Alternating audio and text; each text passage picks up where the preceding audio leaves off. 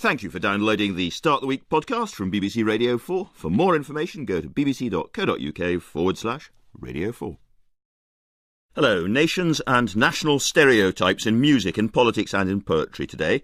Gillian Clarke is not only a recipient of the Queen's Gold Medal for Poetry, but she's the National Poet of Wales, and recently became a member of the Gorsedd of Bards.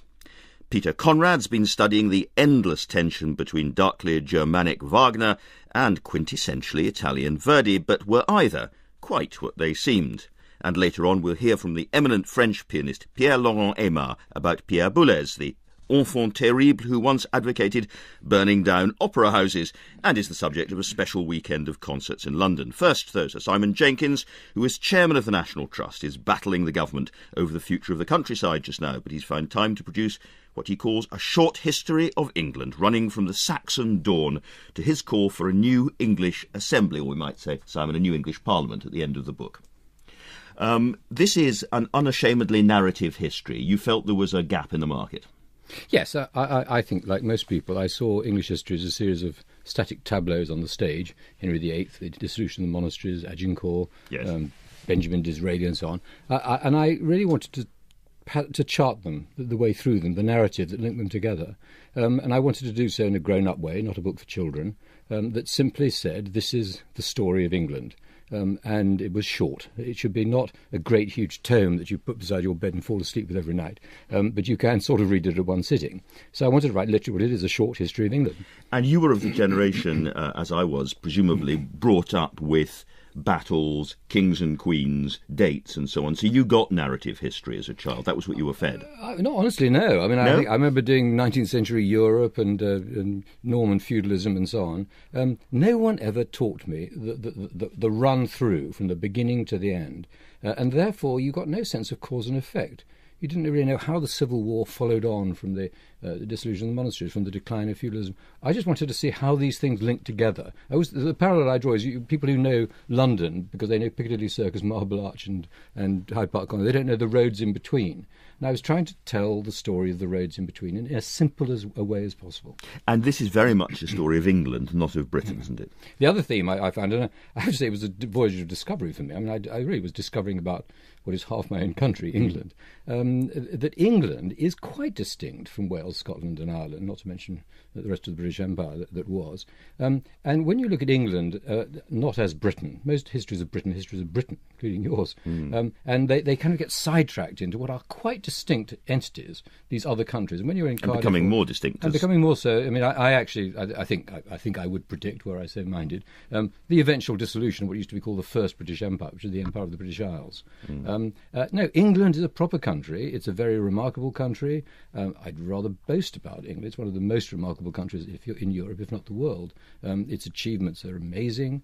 It ruled the world, for much of the world, for a while. It's in a sort of collective decline, a sort of inferiority complex almost for the last half a century. But I think as Scotland goes, Ireland's gone, we almost forget. Wales is it'll never completely go, but it's becoming more and more distinct as a place. I think England will rediscover its identity, and I think that's a valuable thing. Because there is a hero in your book, as it were, but it's an institutional hero. The hero of the book is unquestionably Parliament. I mean, I'm not a parliamentarian. I find Parliament a rather exasperating place. But to watch the emergence of Parliament from the early Witans through the sort of King's Councils to Simon de Montfort, and then this extraordinary assertion of parliamentary sovereignty in the 17th century, and then the collapse of kingship under the Hanoverians. You have Parliament parties, Walpole, Pitt and so on, asserting themselves. Then this great event, I think the greatest event in English history, which is 1832, when Parliament decides that there will not be a revolution in Britain, as there was right across Europe, because they've got to concede reform. And the concession of reform in 1832 and onwards after that was the turning point, when Britain became a hugely prosperous, essentially liberal country. It was a phenomenal event in European history. And I think it's one of which, bluntly, we can be pretty proud. And relatively under-discussed these days, isn't it? It's not something that people talk about much, the Great Reform Act. They used to, but they don't now. Well, I mean, you get a lot of it. I mean, one of the curiosities of English history is how many dates really don't matter that much. 1066 was a battle between two Viking warlords. It wasn't the Normans against the Saxons. Magna Carta was negated within 2 years. 1688, the Glorious Revolution, was a kind of a spoof version of the invasion of Britain by the Dutch. 1832 mattered. I mean, 1832 was when really the aristocracy were told by Wellington, the game is up. We have got to concede. 1688 matters too, Sam, doesn't it? I mean, that is the moment when Parliament does finally establish its power over the monarchy. 1660 matters. I mean, dates matter. Okay. 1660 matters. It was the Restoration. we decided the revolution was ghastly and we got the king back. Yes. All these dates matter in a sense. 1714 mattered when Queen Anne died, and the Tories almost all wanted to have the Stuarts back, and there was a sort of putsch, and they had the Hanoverians. But I don't mean we can bandy dates forever, can't we? I'll give you 1832. All right. And in terms of where we are now, to what extent do you think there has been there was the retreat from empire? Has there been a retreat through the institutions, the military, Parliament now in a pretty bad way? Some of the institutions that were at the heart of your story, as it were, now falling back a bit. Well, I mean, one of the essences of English liberty has always been territoriality. It's been the barons against the king. It's been territory against the king. The north against the. I mean, these elements of localism I've always regarded as very important. And I think the decline of localism in England, not, I may say, in France or in Germany or in Spain, where it's, if anything, on the ascendant. The decline of localism in Britain is really deleterious. Parliaments left, very important. I mean, the last election, Parliament arithmetic dictated who should rule the country and how it should be ruled. So Parliament remains this totally dominant institution. But I think Parliament and government in Parliament are far too powerful. And you're left with only, really, the British press over against Parliament, causing it real trouble. And do you have any sense, it's clear from the end of the book that you think that the time is coming for an English Parliament or an English Assembly to rebalance things. Now, that might happen simply because the Scots and the Welsh just carry on going their own way. But do you have any sense of the road through to that, how it might happen? It's very difficult. I mean, I think the English Parliament was there before the Welsh and the Scots and the Irish were added to it. They're now being taken away from it, but not being deprived of the relevant number of MPs. I imagine one day that'll come, and we're looking way ahead. But one day, I think, that the Parliament at Westminster by the Thames will be the Parliament of England. Gillian Clarke, a Welsh voice. I think it's extremely helpful that you started the book, in fact, not with the Saxon story, but with the Celtic story. And very few stories of history do that. And the children are starting with the Romans and the syllabus in England, which means that we in Wales did feel a bit aggressively and self-consciously Welsh because we were left out of the story. Your book not only includes the Scots, the Welsh and the Irish, but actually therefore casts huge light on England. I love England much more now that I feel free from that sense that all the grown-ups live in London and that we must do in Wales exactly what we're told. Do you think that children ought to, in fact, begin their learning of the history of England by knowing about the Celts?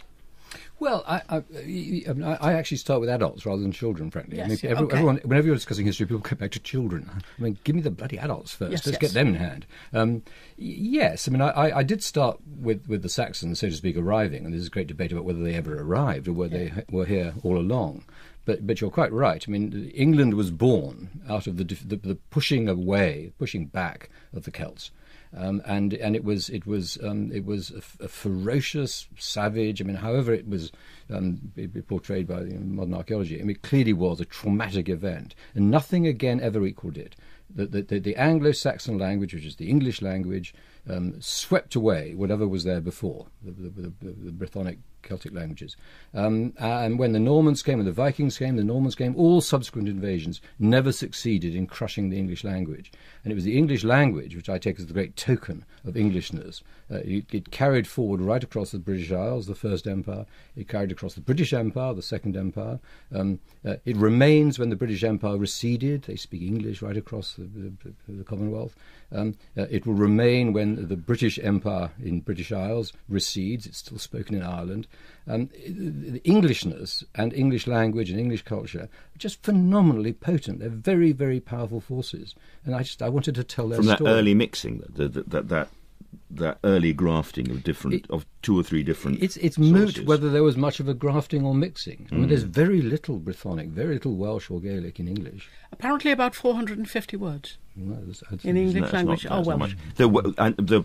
One of the points that you've made in the past, Gillian, of course, is that Welsh, what we call Welsh, was spoken really across Yorkshire, Scotland, Yes, all the way up. The whole of the west of Britain. Yeah. Well, the thing you can't mention in Wales is I think Gerald of Wales said the finest Welsh is spoken in North Wales because it comes from Cumbria, which of course is a Welsh word. That's perfectly right. And you're great And hero Aneurin. I mean, And he wrote Wales it. is an English word. Absolutely. Yes. I was saying to Andrew, when you land in Edinburgh Airport, they have the cheek to write it up in English and Gaelic. It should be English and Welsh because they spoke Indeed. Welsh in Edinburgh. Indeed. You did.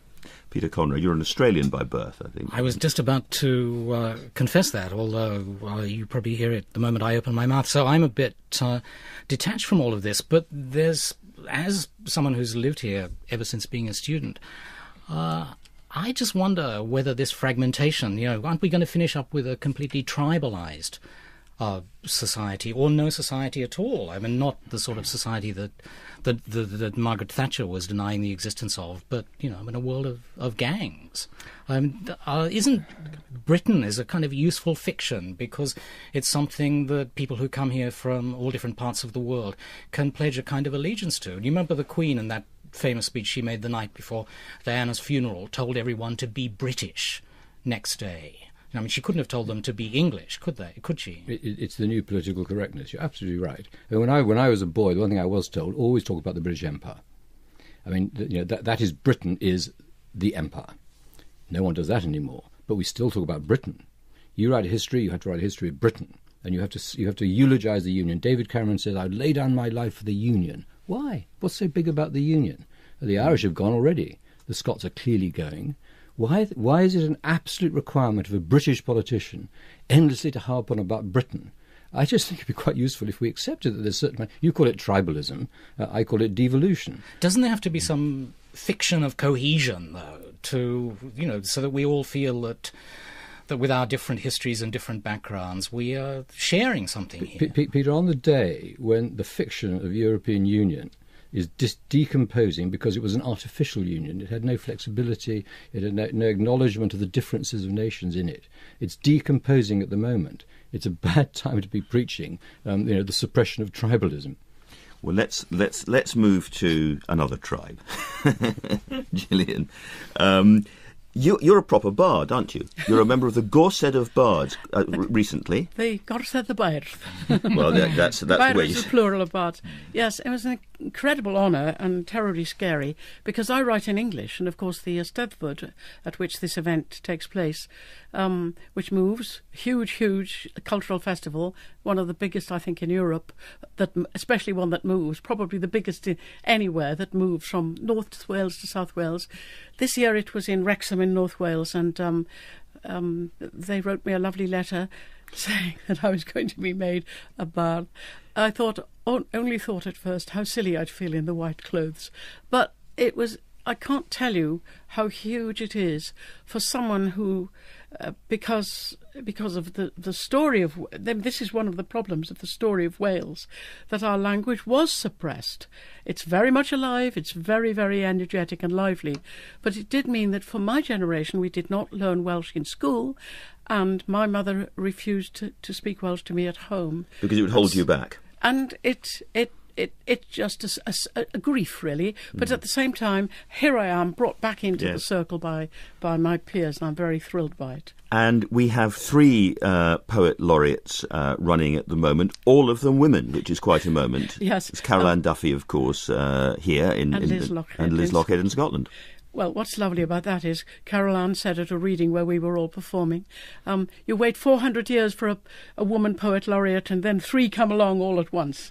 But it's high time that women, there's so many good women poets. And you feel very much that you're somebody whose job is to write to commission if people want a poem for a particular moment or to reflect on something of national importance in Wales. Your job is to get down there and write that poem. Well, it is a natural it's culturally a habit that people do in Wales, all sorts of people. And I'm talking about in the Welsh-speaking areas, the postman and the man who runs the pub might very well respond to a sad death in the village or a wedding by penning poem, maybe not a good one, maybe a good one. Some of them are surprisingly good. So that's kind of part of the culture anyway. It's a hugely ordinary thing to do, hugely popular and ordinary thing to do. In my case, I do feel that if I'm the national poet, I ought to respond to things, but you do anyway. Sure. Things happen in your heart and in your head. It's just that as national poet, the thing I write gets out. Sometimes I'm asked. So, for instance, there was this ghastly, long drawn out tragedy of the miners caught underground who died recently, and you've written in response to that, haven't you? You've written a poem, Gillian. I have. The pit has a very beautiful name, Gillian, which is the plural for the word glass, which means blue and green, and it's a landscape colour, isn't it? Yes. You know how hills are green when they're close and they move into blue, into lavender as they pass further away? And there isn't a word like that in the English language, and there should be. So perhaps you could give us yes, that poem, could you? I was in the village 2 days before this happened and doing a reading in an arts centre, happy occasion. Lots of people there, and went away feeling joyful, and 2 days later. So I've chosen the word glacian and the plural of glass here as the centre of this. Glacian, colours of mountain light, greens, greys, blues of distance, dusks, lavenders, glass of rivers and rain and waterways, where streams and heroes are lost in the hill's dark, hollowed heart. And nothing's left but black of the bleak, if only the never again of men trapped in the pit while women wait, and the world grows lonely at the slow procession of the hours, dread of the imagined and remembered dead. That is a poem written for speaking. A lot of your poetry, I notice, uses not just rhyme but assonance and a lot of alliteration.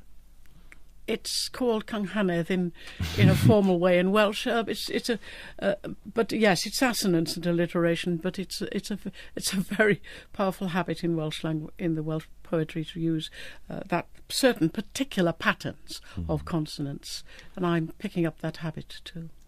Simon Jenkins.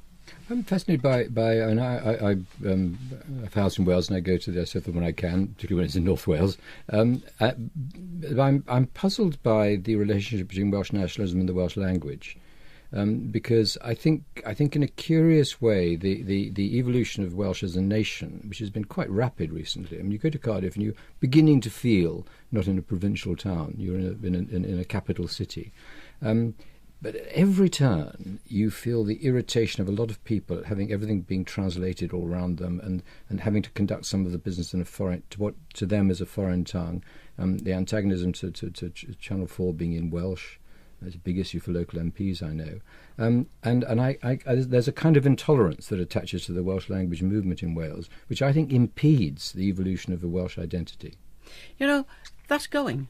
we're just accepting we're a bilingual country. I live in Cardiff as well as Ceredigion. In Ceredigion, all my neighbours are first language Welsh speaking. Welsh is the normal language everywhere, all over the west of Wales.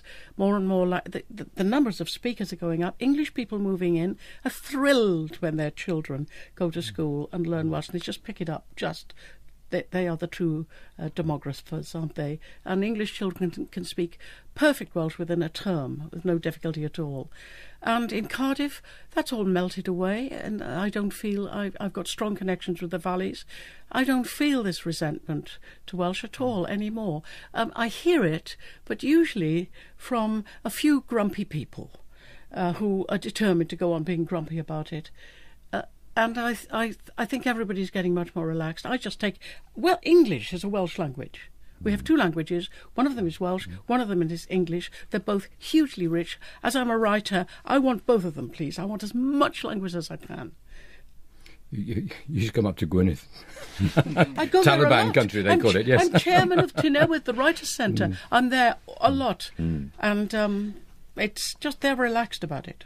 Well, let's move on from the music of language to the music of music, and to two composers who've been seen very much as kind of emblematic national figures, Verdi and Wagner.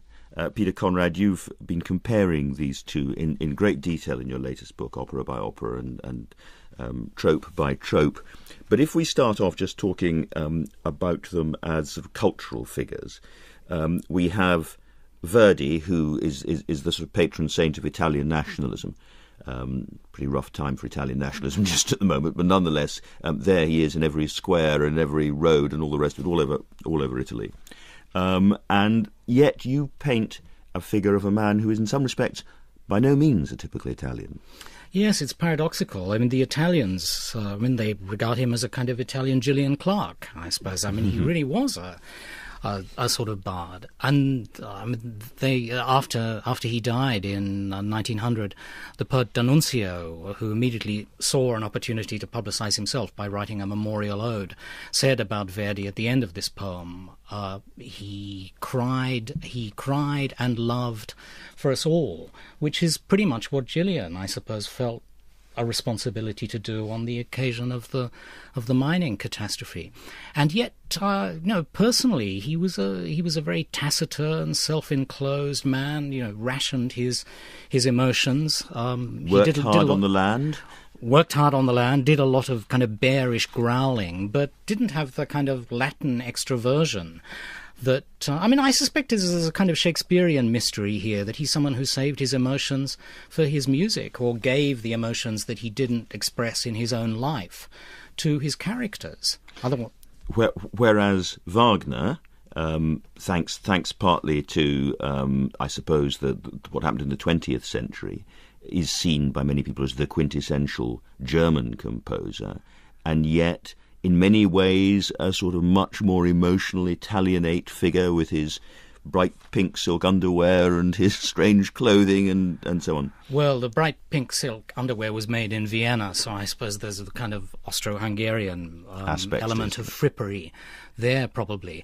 But yes, Nietzsche, who knew Wagner better than anyone, I think, and said cleverer things about Wagner than anyone else, said that there was nothing really German about Wagner at all. He was co-opted by Hitler and co., but Wagner was very much concerned to define what the German national character was at a time when Germany was becoming a nation instead of a kind of assemblage of little principalities and monarchies. And he said that the German character, the word Deutsch, means deutlich. It means earnest, sober, workmanlike, and so on. Well, he was none of these things. Even racially, probably the Nazis had suspicions about him. The story is that his father might well have been a Jew who was his mother's lover, whom his mother married shortly after the death of Wagner's purported father. Which might explain some of Wagner's own anti-Semitism.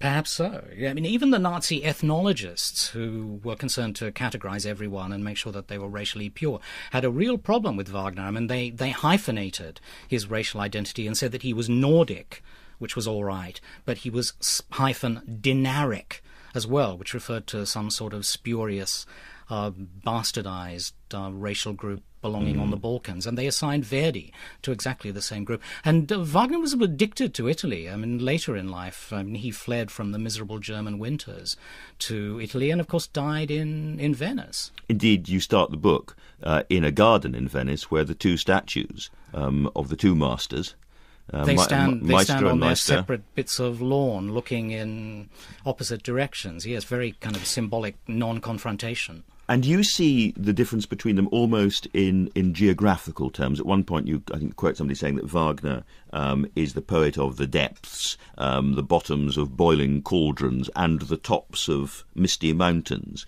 whereas Verdi is very much the musical poet of the land, ordinary humanity, you know, the earth, the earthly middle. Yes, Verdi himself said that about Wagner. He made very, very guarded diplomatic comments about Wagner whenever he was asked, whereas Wagner himself was arrogantly dismissive of Verdi. But Verdi said towards the end of his life, when asked what he thought of Wagner, he said, well, you know, he writes about gods and gnomes and fairies, and, you know, all I know is human beings. I mean, there really are no human beings in Wagner's operas. I mean, they're all immortal creatures, or else they're spirits, you know, water nymphs or spirits of fire or whatever. I mean, what Verdi is writing is the music of humanity, I think.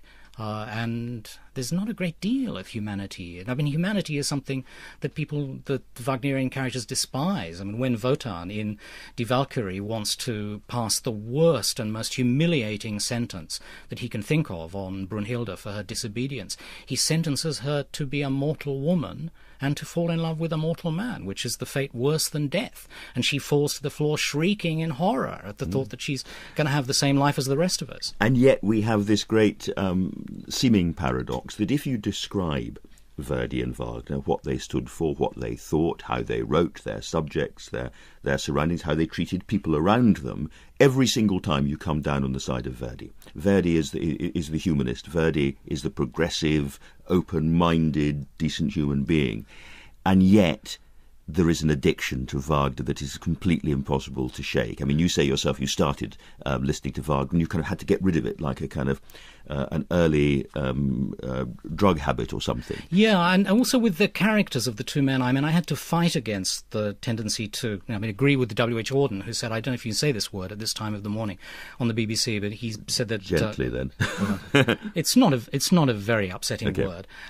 He said that Verdi was a gentleman and Wagner was an absolute shit. Oh, no, well, yeah, I mean, Wagner did behave a bit shittily, and he was certainly surrounded by kind of brown-tonguing people. But the more I investigated Wagner's life, particularly reading Cosima's voluminous journals of her life with him, the more I got to like him. I mean, he loved dogs, for instance, and which is great sign of humanity.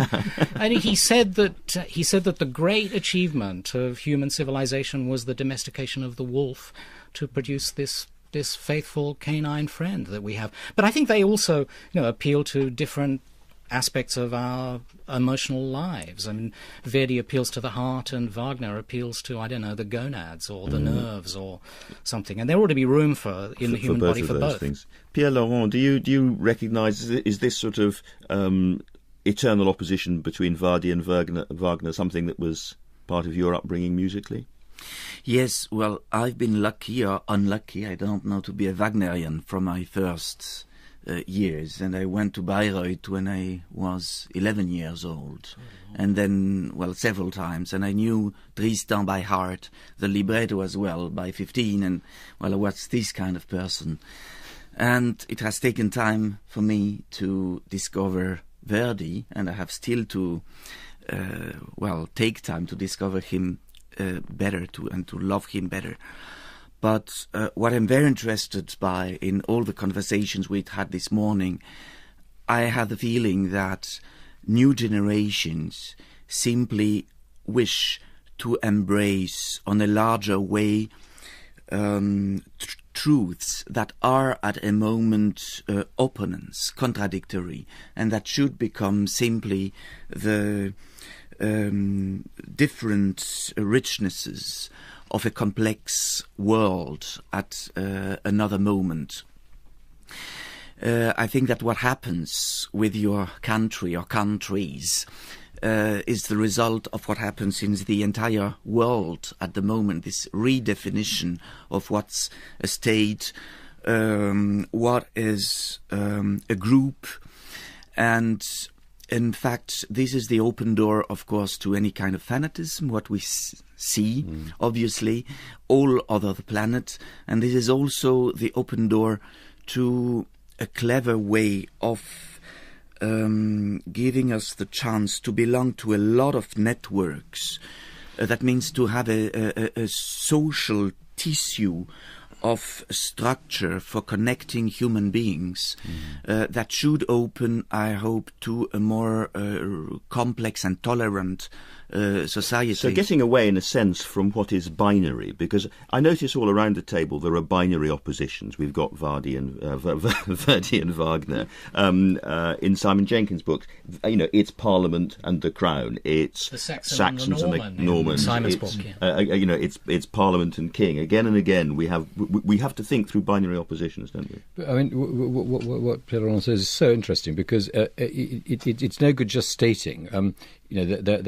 They're horrible trolls in the woods, and they're localists and tribalists and primitives and fanatics. And on the other hand, there's the wonderful world of supranationalism and goodness and grace and so on. It's not like that. Everybody. I mean, I loved your appreciation of Verdi, because my favourite Verdi aria is Germain's aria in Traviata, about Provence. Where he speaks about Provence and the never lose your roots.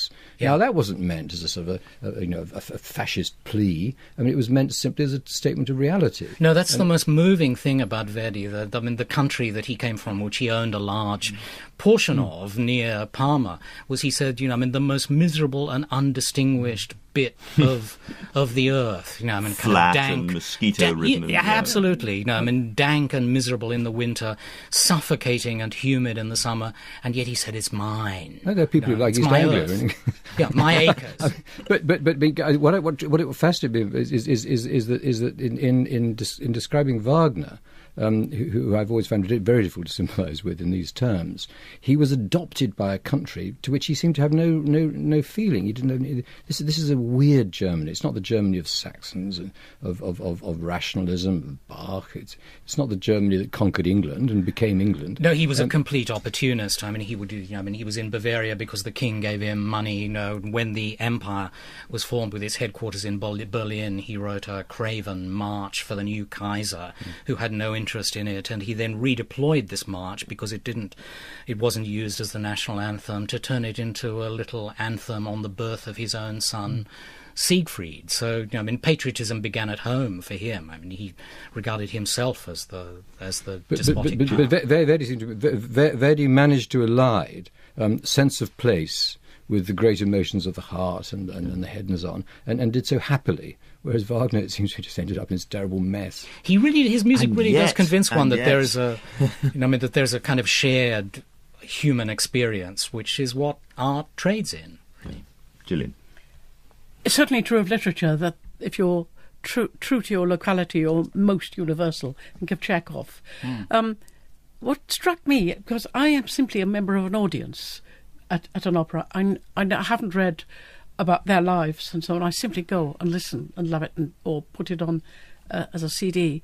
And what struck me more than anything is that when you say that Verdi spoke for the human heart, but Wagner wanted to drive people mad, isn't language its own? Isn't music its own language? And doesn't just listening to Wagner tell you that he wants to drive you mad? And doesn't listen to Verdi just tell you that he's speaking for the human heart? It's very interesting that everything you wrote in your book, I thought, oh, of course, I sort of knew that from the music. And yet, Wagner is a necessary addiction. I find it anyway. It's just something you have to plug into. Maybe it is. Maybe you have to just get rid of it.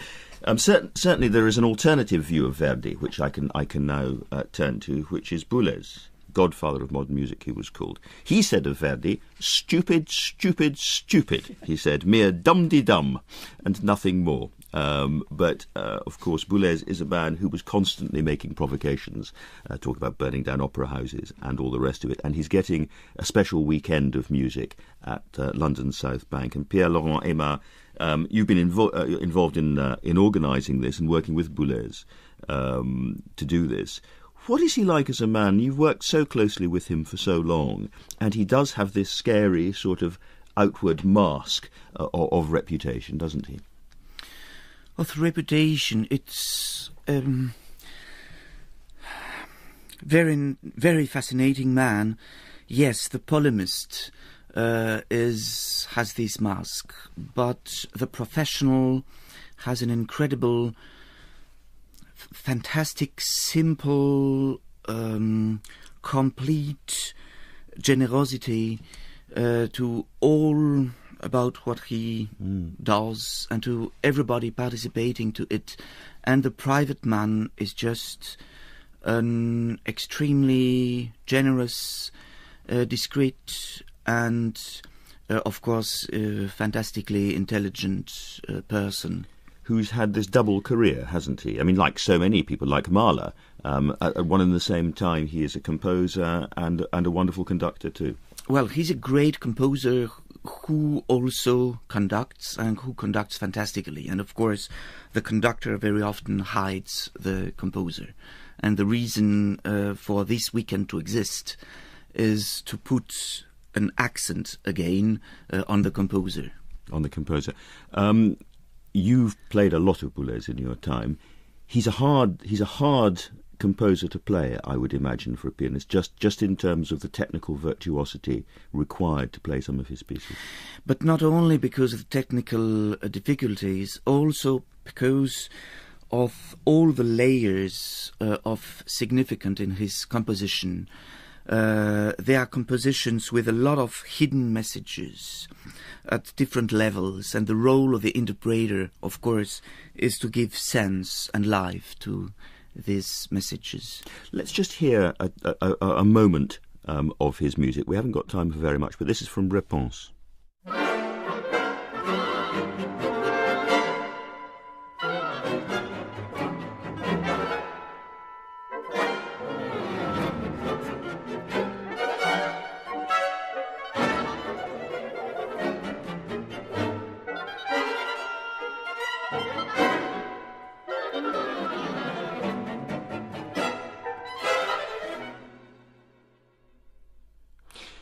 To what extent do you think he's a quintessentially French composer? Because Debussy, Ravel, you can feel aspects of that 20th century French story, that late 19th century, 20th century in Boulez. Let's compare, and this is of course too simple, too simplistic, but the three main avant-garde young composers from the after Second World War, Boulez, Stockhausen and Berio. And let's say Stockhausen is very German, extremely structured and preconceived metaphysics and extremely articulated. Berio is very Italian, forgive me to be that, and very seductive, little easygoing sometimes, and very much more lyrical. And Boulez is very intellectual, from a certain type of intellectualism. There is a lot of structure there too. There is a lot of structure there too. A way of thinking permanently to what he does. Very acoustical in the tradition of our Berlioz and Ravel composers, focused on the acoustical phenomenon, and consequently a certain sense for sound. A part of that, of course, he's somebody from very large culture, having absorbed a big part of the German culture, in full contact with the action painting. He has been, a lot at the right place at the right moment. And of course, we could be incredibly we would reduce his work considerably if we tell from his music that it's just French. Just French. It was more the sort of, it's the shimmering instant appeal of it, that kind of glittering, shimmering texture that makes me certainly think of Messiaen or Ravel, or indeed Debussy. It's that aspect of it. There's just something about the sound that feels French. Well, that we can feel more after the 70s or 80s, with a certain type of use of the orchestra and certain technical ways to write music that gives to his music a certain timbre dimension. Simon Jenkins. I find him very difficult, I have to admit, and I think most people find him very difficult. That's not an objection to him as a composer, it's an objection to my appreciation of him. I don't like his cliched language. You know, the important thing is not to deface Mona Lisa, it's to destroy it. We must burn libraries, we must blow up opera houses. This is childish talk, which I don't appreciate. But it was a long time ago. I don't care. You know, you don't say things like that, and or if you do say things like that, you must be criticised for doing so.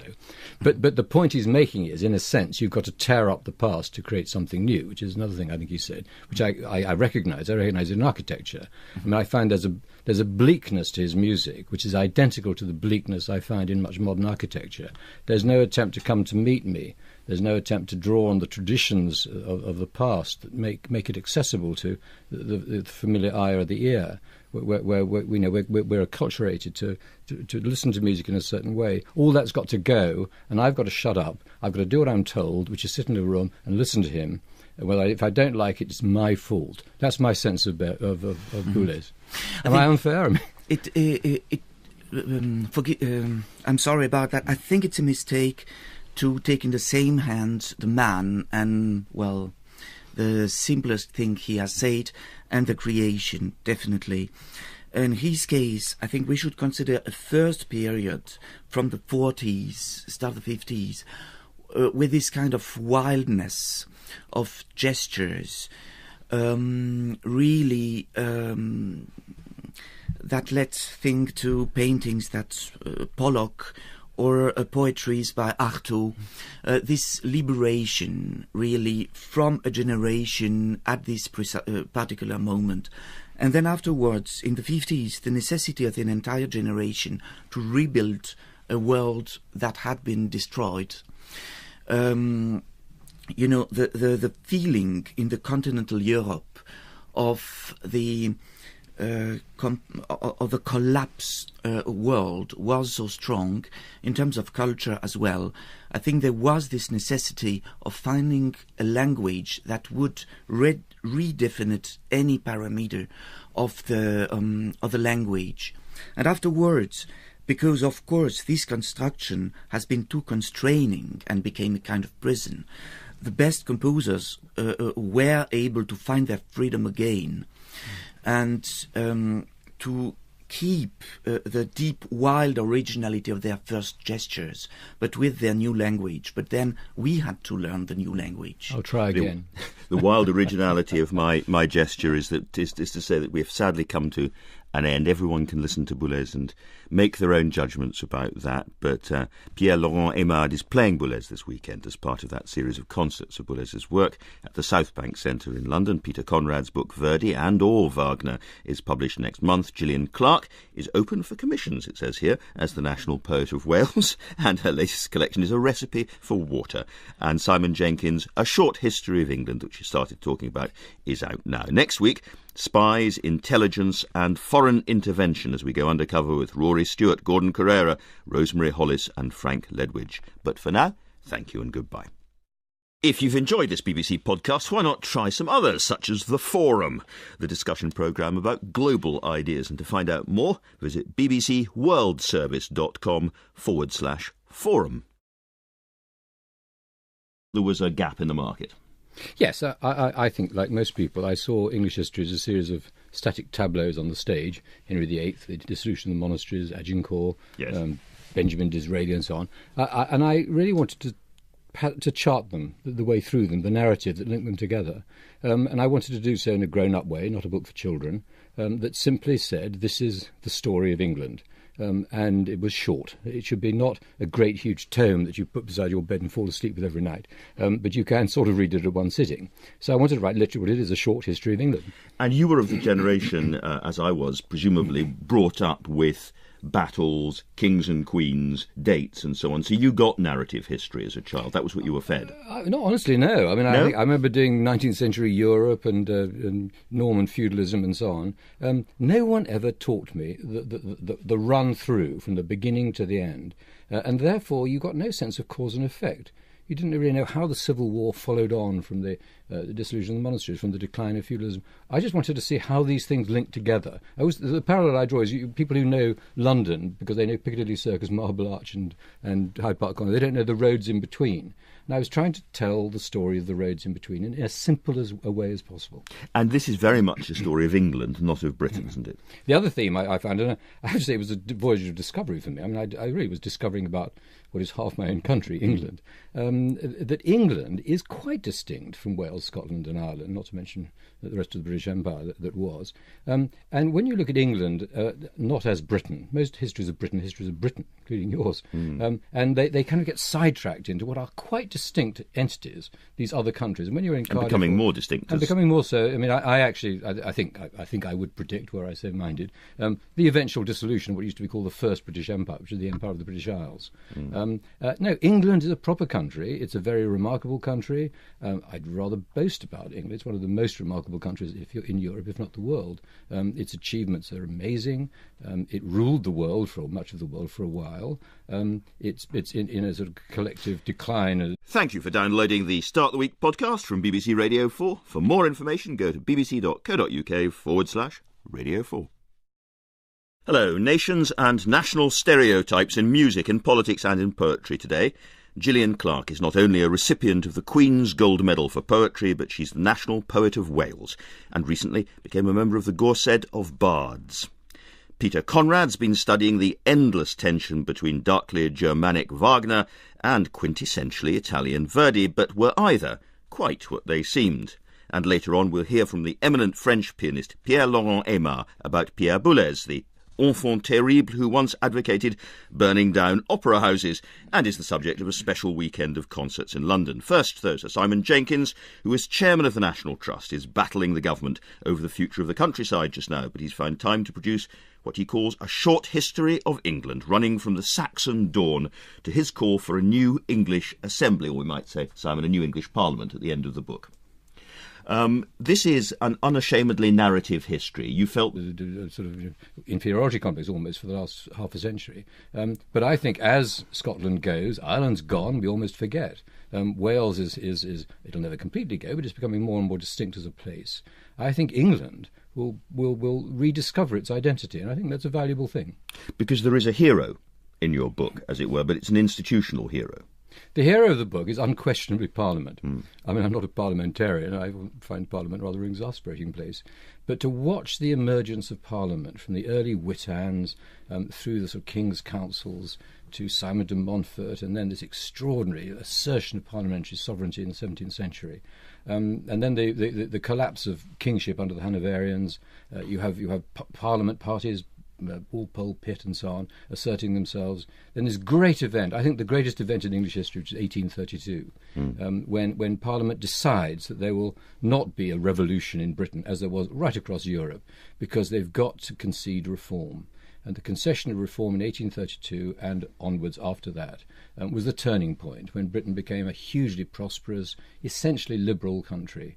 It was a phenomenal event in European history.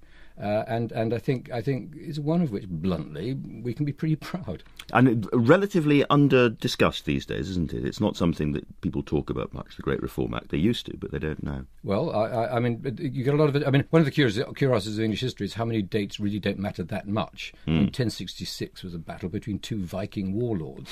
It wasn't the Normans against the Saxons. Magna Carta was negated within 2 years. 1688, the Glorious Revolution, was a kind of a spoof version of the invasion of Britain by the Dutch. 1832 mattered. I mean, 1832 was when really the aristocracy were told by Wellington, the game is up. We have got to concede. 1688 matters too, Sam, doesn't it? I mean, that is the moment when Parliament does finally establish its power over the monarchy? 1660 matters. I mean, dates matter. Okay. 1660 matters. It was the Restoration. We decided the revolution was ghastly and we got the king back. Yes. All these dates matter in a sense. Yeah. 1714 mattered when